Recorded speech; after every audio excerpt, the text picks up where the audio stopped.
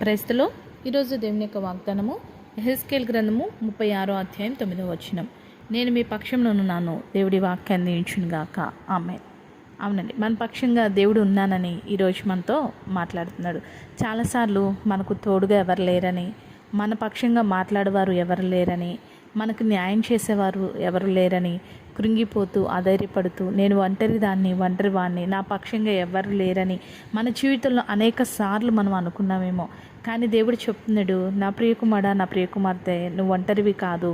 నీ పక్షంగా మనుషులు లేకపోవచ్చేమో, నీ పక్షంగా ధనం లేకపోవచ్చేమో, నీ పక్షంగా అధికారులు లేకపోవచ్చేమో, కానీ నేను నీ పక్షంగా ఉన్నాను అని దేవుడు చెప్తున్నాడండి. మన పక్షంగా ఉన్న దేవుడు సైన్యములకు అధిపతి, భూమి ఆకాశాలను సృజించిన సృష్టికర్త. ఆయనకు అసాధ్యమంటూ ఏమీ లేదు.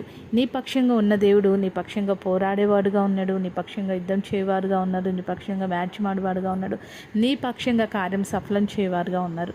కాబట్టి నీ పక్షంగా లేని మనుషులను చూస్తూ కృంగిపోక, నీ పక్షంగా ఉన్న దేవుని బట్టి ధైర్యంగా ఉండి దేవుడిచ్చే సహాయమును పొందుకో. అటు రీతిగా ప్రతి ఒక్కరికి దేవుడు సహాయం చేయనుగాక.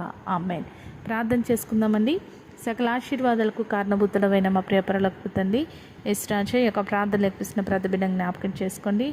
వారి పక్షంగా నీవు ఉన్నావు గ్రహించి ఏ విషయంలో కృంగిపోక వారి పక్షంగా నువ్వు ఉండి వారి జీవితంలో గొప్ప కార్యం జరిగించమని యేసు నామములో ప్రార్థిస్తున్నాం తండ్రి.